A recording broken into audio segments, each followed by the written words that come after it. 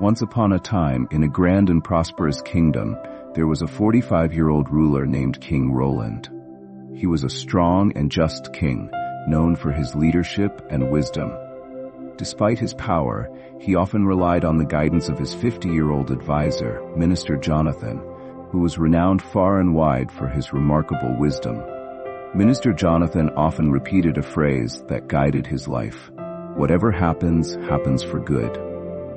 One day, King Roland was in the royal courtyard, polishing his prized sword, a weapon that had been passed down through generations. Minister Jonathan sat beside him, quietly observing as the king meticulously worked.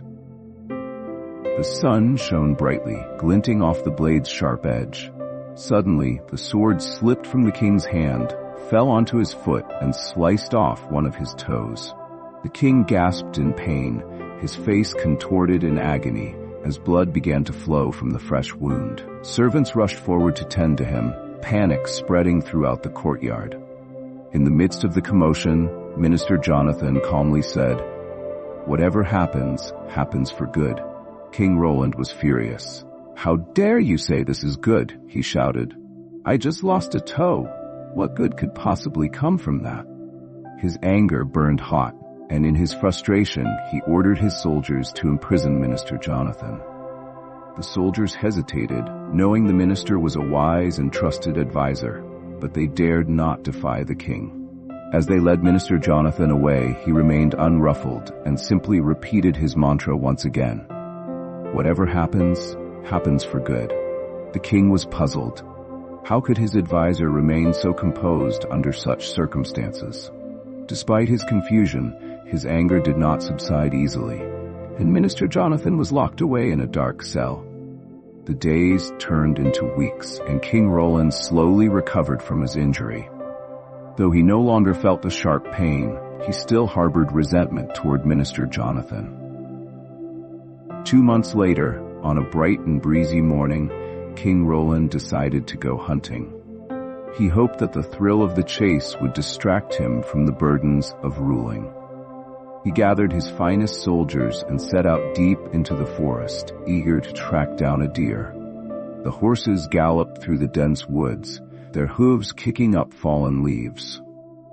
As they ventured farther, King Roland spotted a swift deer and took off in pursuit. His excitement mounted as he chased it through the thicket.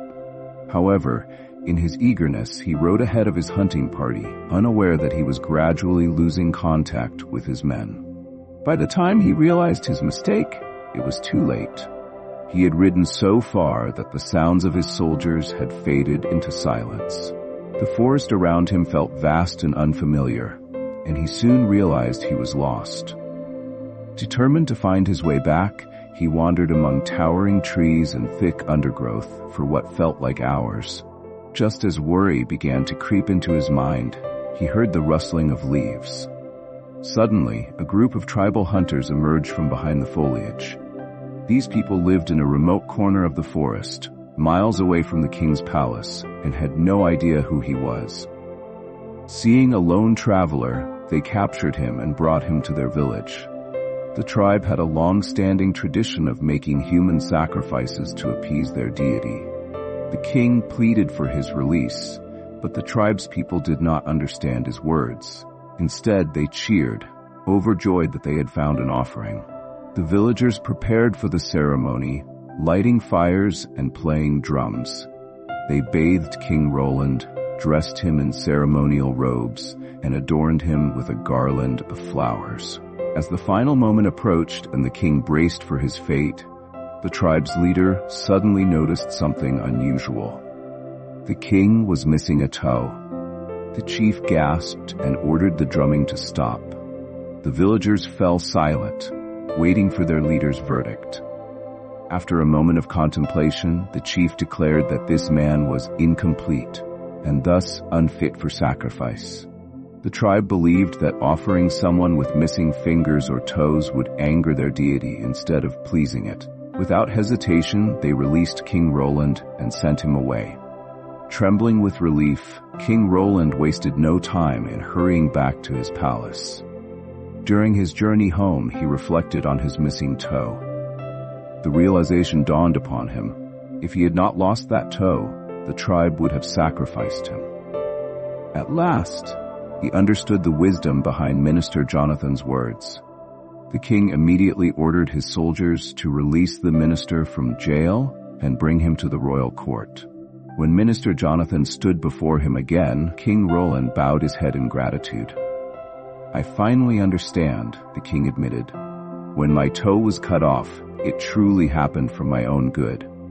But tell me, dear minister, while I see how losing my toe saved my life, why was your imprisonment also for the best?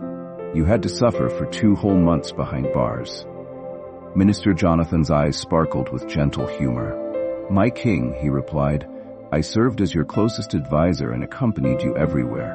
Had I not been in jail, I would have gone with you on that hunting trip. The tribe spared you because of your missing toe, but I am perfectly complete. They would have sacrificed me instead. Being locked away saved my life too. That's why I always say, whatever happens, happens for good."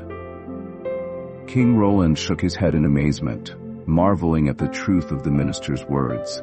He had learned a powerful lesson about fate, wisdom, and trust. If we examine our own lives, we might find similar moments. Sometimes we believe something terrible is happening and feel it should never have occurred. Yet when we look back after some time, we realize that those very events led to better outcomes or protected us from worse ones. Our intelligence cannot always see the bigger picture.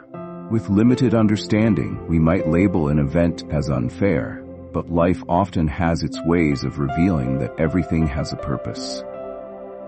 Remember that the world operates on the principle of karma. Those who do good reap happiness, and those who do bad face sorrow.